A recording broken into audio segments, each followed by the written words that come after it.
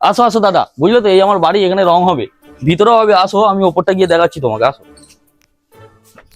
বুঝলে তো আমার এইগুলো সব সাদা করে দেবে, বুঝলে?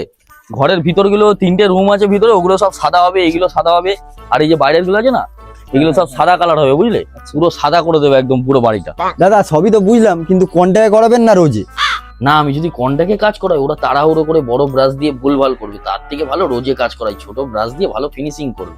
বুঝলে দাদা, আমি না রোজে কাজ করাবো, তোমরা কন্ট্রাক্টে কাজ করলে তাড়াহুড়ো করে বড় বড় ব্রাশ দিয়ে কাজ করা আমার পছন্দ হবে না। তোমরা রোজে করো, আস্তে একদম কাজ করো, ধীরে সুস্থে কাজ করো, মনের মতন করে একটু ছোট ব্রাশ দিয়ে কাজ করো, বুঝলে দাদা? ठीक है।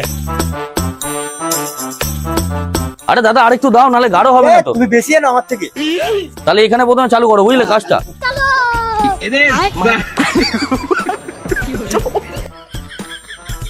আরে কি গো দাদা, এই তুলি ব্রাশ দিয়ে রং করছো?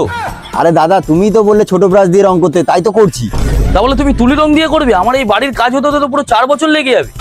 আরে দাদা 4 বছর লাগবে না, আমরা 2 বছরেই তোমার কাজ কমপ্লিট করে দেবো।